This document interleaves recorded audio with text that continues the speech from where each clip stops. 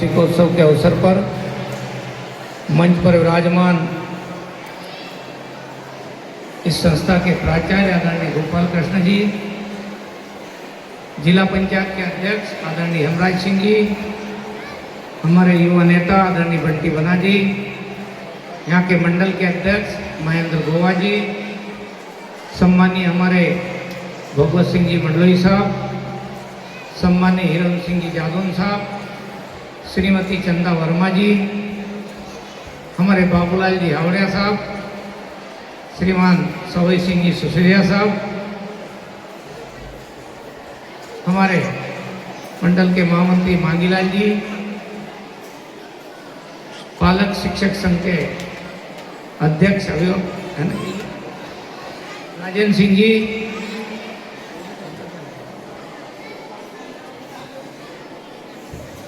यहाँ पर उपस्थित सभी गणमान्य नागरिक बंधुओं, जनप्रतिनिधिगण, इस विद्यालय परिवार के सभी शिक्षक बंधु भगिनी और विद्यार्थी बेटे बेटियों, मैं सबको नमस्कार करता हूँ। आज मैं केवल ये देखने आया था कि गोलाना के इस दिव्य भव्य परिसर में सरकार ने इसको निर्माण करने में जो खर्च किया, हमारे शिक्षक और हमारे विद्यार्थी उसके प्रति कितने गंभीर है। आज मुझे विश्वास हो गया कि जिस सामाजिक परिवर्तन के लिए, समरसता के लिए बाबा साहब अम्बेडकर जी के जीवन को प्रकाशित करने के लिए मध्य प्रदेश की सरकार ने इस विद्यालय को स्थापित किया था, हम उस स्वप्न को पूरा कर सकेंगे, क्योंकि हमारे शिक्षक खूब मेहनत कर रहे हैं, परिश्रम कर रहे हैं और हमारे विद्यार्थियों में भी वो प्रतिभाएं दिख रही हैं। और इसलिए मैं यहाँ के विद्यार्थियों को, यहाँ के शिक्षक बंधु भगिनी को और प्राचार्य जी को बधाई देना चाहता हूँ, शुभकामना देना चाहता हूँ।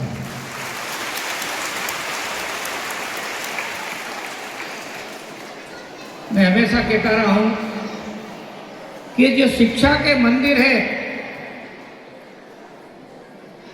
ये एक नागरिक को श्रेष्ठ जीवन बनाने के लिए है, एक आदर्श नागरिक बनाने के लिए है,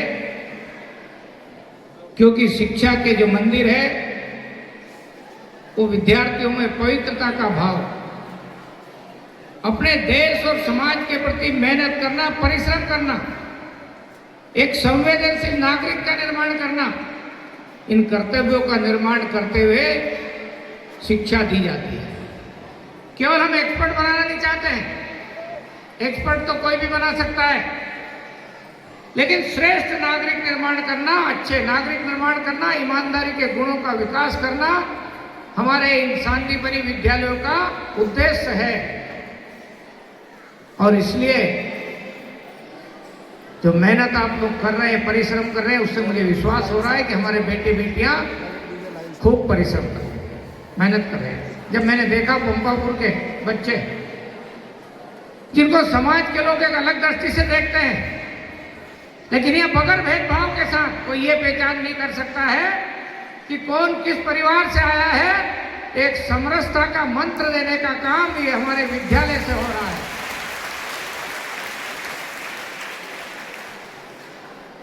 वहां के लोगों के बीच में मैं बहुत बार बोला हूं, इस प्रकार के विद्यालय और कॉलेज बनाने का कॉन्सेप्ट कहां से आया है, क्यों आया है? पहले सरकारी स्कूल कैसे होते थे? प्राथमिक स्कूल, मिडिल स्कूल, पानी टपक रहा है, बच्चे खड़े होते हैं, जब जाके बरसात से बचते थे। हमारे देश के प्रधानमंत्री श्रीमान नरेंद्र मोदी जी ने कहा, अपने देश के वो गरीब बेटे बेटियां जो अभाव में पलते हैं और वो अभाव में ही पढ़ते हैं, उनको अच्छी शिक्षा देने का प्रबंध इस देश की राष्ट्रीय शिक्षा नीति करे। हमने अपने मध्य प्रदेश में उस राष्ट्रीय शिक्षा नीति को सबसे पहले लागू किया और निर्णय किया कि गरीब के बेटे बेटियों का स्वप्न जो है वो साकार होना चाहिए, उनके मन में भी अच्छे स्कूल में अच्छे फर्नीचर के साथ, अच्छे शिक्षकों के साथ उनकी पढ़ाई पूरी हो तो प्रधानमंत्री के संदेश को हम नीचे लागू करते जा रहे हैं। और इसलिए आज ये जो स्कूल दिख रहा है, इसकी भव्यता दिख रही है। ऐसे स्कूल, सरकार के स्कूल कभी कोई विचार नहीं कर सकता था। सोचते हैं कोई प्राइवेट भवन होगा, प्राइवेट स्कूल चलाने वाले होंगे, धंधा करने वाले लोग ऐसे स्कूल खोल दिए गए थे। लेकिन अब सरकार ने ऐसे स्कूल, ताकि हमारे बेटे बेटियों में कोई भेदभाव नहीं दिखे, सबको एक जैसे कपड़े पहनेंगे, सब एक जैसे रहेंगे। सर बता रहे थे कि लगभग 800-900 बच्चे मध्याह्न भोजन में एक साथ भोजन करते हैं। तो कभी लोगों ने कहा कि ये अलग है, वो अलग है, ये छोटा है, ये बड़ा है। उस भेदभाव को समाप्त करने का काम हमारे विद्यालयों से प्रारंभ हो गया है। और इसलिए मैं सभी को शुभकामना के साथ एक बात कहना चाहता हूं। परीक्षा आने वाली है, अच्छी पढ़ाई करें और अगले साल 10वीं का रिजल्ट हम देख करके उनको प्रस्तुत करेंगे। इससे 10वीं के बच्चे विशेष रूप से तैयारी करें। 12वीं के बच्चे को लैपटॉप मिलता ही सरकार की ओर से। हम हमारे सीएम राइज स्कूल के लिए भी उन बच्चों को अलग से प्रस्तुत करने के लिए कार्य योजना बनाएंगे, ताकि 10वीं के विद्यार्थी 11वीं और 12वीं की पढ़ाई के लिए ऐसे साधनों का अपन उपयोग कर सकते हैं। इसका मतलब ये नहीं कि केवल 10वीं के बच्चे पढ़ाई करें। पढ़ाई नीचे से आगे तक करना है। पहली क्लास से लेके तो 12वीं तक के विद्यार्थियों को अच्छा परिणाम देना है, परीक्षा परिणाम देना है। और अपने माँ बाप ने जो सोचा अपने बारे में, उनके हम स्वप्न को पूरा करने वाले बने। समाज ने आपके लिए सोचा है, उनके स्वप्न को पूरा करने वाले बने। अपने गांव के लोगों ने अपने बारे में जो सोचा, उनका स्वप्न पूरा करें। अपने विद्यालय के शिक्षक ने जो आपके बारे में सोचा है, गुरुओं ने जो आपके बारे में सोचा है, उनका भी स्वप्न आप पूरा करेंगे और फिर अपने देश और प्रदेश का भी नाम रोशन करेंगे। ऐसी मैं आप सबको शुभकामना देता हूं।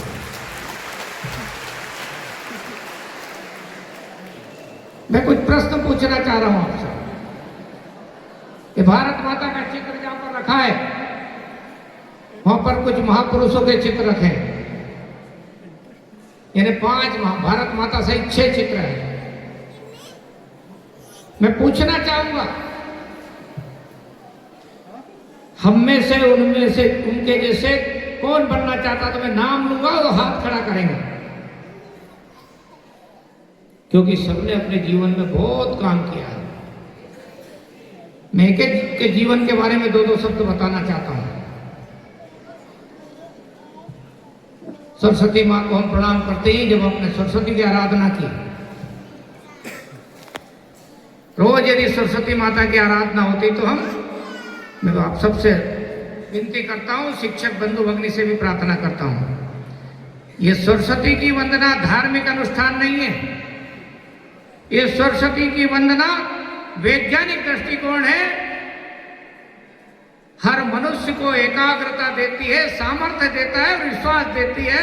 इसलिए हम माँ के सामने एकाग्र होकर के चिंतन करते हैं। लेकिन वो बड़ा और संस्कार देते हैं, बगैर भाषण के देते हैं। जब माँ की हम पूजा करने खड़े होते हैं, सरस्वती माँ की,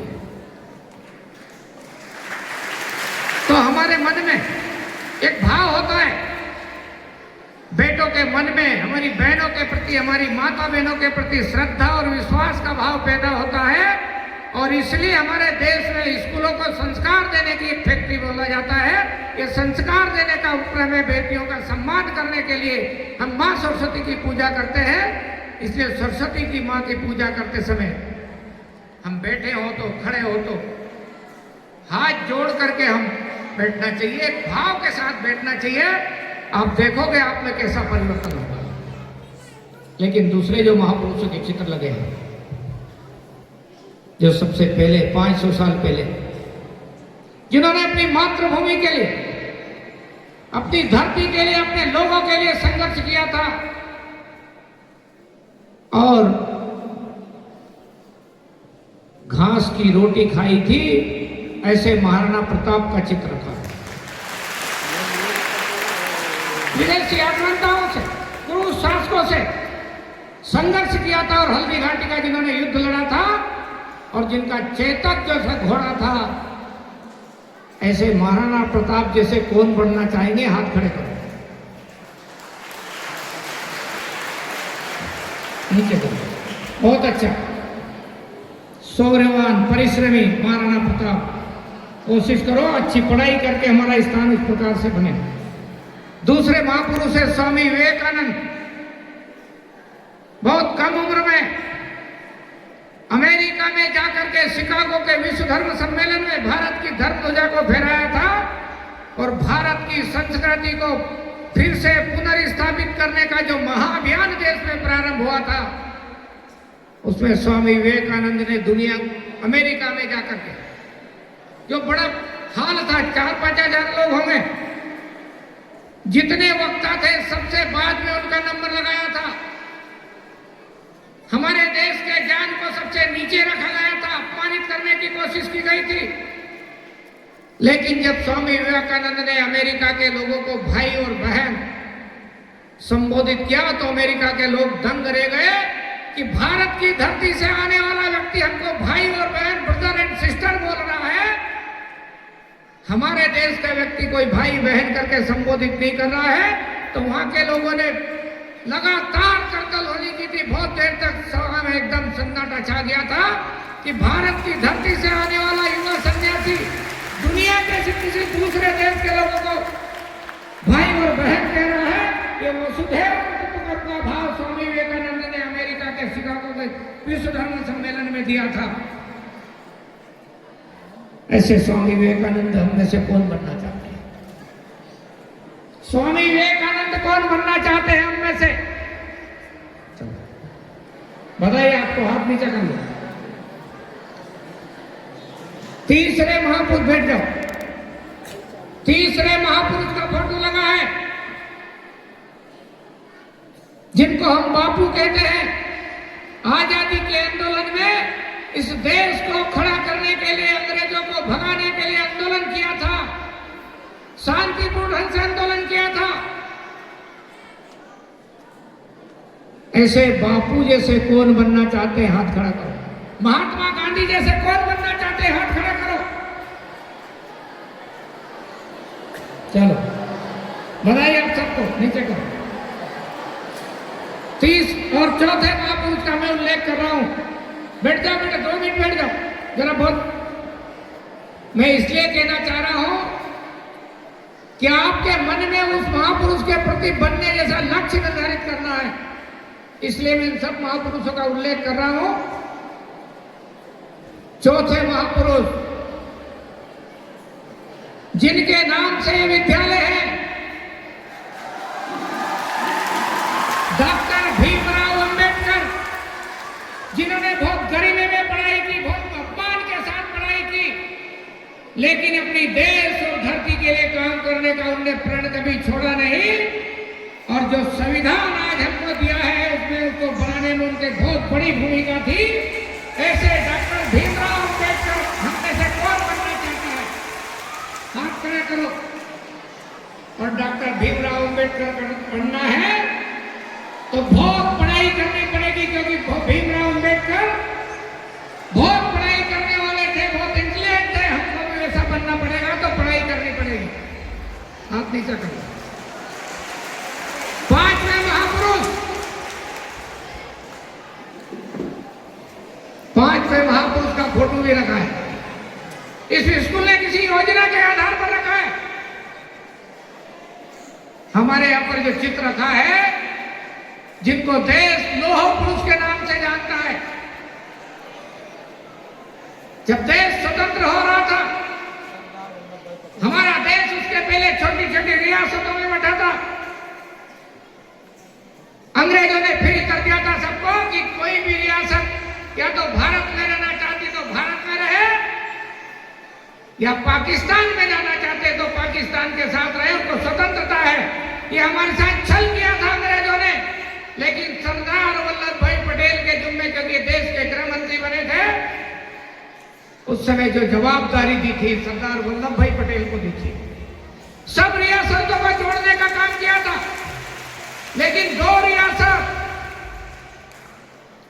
एक जूनागढ़ रियासत और एक हैदराबाद रियासत, इन दोनों ने भारत के साथ रहने का निर्णय नहीं कर रहे थे। सरदार वल्लभ भाई पटेल की, जिनको निर्णय करने की ताकत थी, सामर्थ्य था, जूनागढ़ को उन्होंने सरेंडर किया ताकत के बल पर, ये बता करके किया कि तुम भारत में नहीं मिलोगे, हम तुमको ठीक कर देंगे, और हस्ताक्षर कराए भारत में विलीनीकरण के सरदार वल्लभ भाई पटेल ने।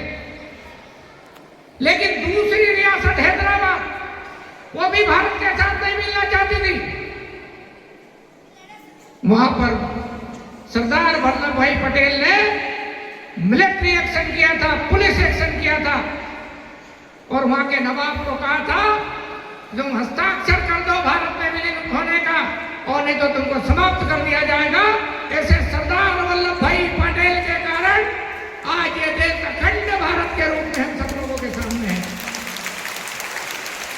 बताओ, हमें से सरदार वल्लभ भाई पटेल कौन बनना चाहता है? आप नीचे करिए। एक हमारे देश में महान वैज्ञानिक हुए, बहुत महान वैज्ञानिक हुए, जिन्होंने भारत को मिसाइल के क्षेत्र में, उनकी तस्वीर यहां पर नहीं है, मिसाइल के क्षेत्र में दुनिया में सिरमौर बनाने का काम किया। बताओ, मैं किसकी बात कर रहा हूं? एपीजे अब्दुल कलाम, जो भारत के राष्ट्रपति बने। एपीजे अब्दुल कलाम जैसा देशभक्त कौन बनना चाहता है? हाथ खड़े करो। वैज्ञानिक कौन बनना चाहते हैं? हाथ खड़ा करो। बहुत बहुत बधाई, शुभकामना मेरी ओर से, मेरे इस विद्यालय परिवार के बेटे बेटियां। अब मुझे विश्वास हो गया, केवल अपने परिवार का नाम नहीं, केवल अपने गांव का नाम नहीं, केवल अपने स्कूल का नाम नहीं, इस भारत माता की संतान बन करके, भारत माता की बेटे बेटियां बन करके अपने देश को विश्व गुरु बनाने का स्वप्न पूरा करेंगे। क्योंकि 2047 का भारत आपके हाथों से होने वाला। आप में से वैज्ञानिक बनेंगे, डॉक्टर बनेंगे, इंजीनियर बनेंगे, और एक अच्छा देश निर्माण करने का जो संकल्प है, विश्व गुरु भारत, शक्तिशाली भारत, सामंत विकसित भारत, जो मोदी जी ने कहा हम 2047 में विकसित भारत बनाएंगे, तो 2047 यानी 22 साल बाद जो भारत बनेगा वो आपके परिश्रम से बनेगा, आपकी मेहनत से बनेगा। और मुझे विश्वास है कि शांतिबनी विद्यालय गोलाने के, डॉक्टर भीमराव अंबेडकर शांतिबनी विद्यालय गोलाने के विद्यार्थियों ने 2047 के भारत में कुछ करने का निर्णय लिया है, संकल्प लिया है। मेरी ओर से बधाई, शुभकामनाएं, अच्छे परिणाम लाओ, उसके लिए भी मेरी अग्रिम बधाई और शुभकामनाएं है। भारत माता की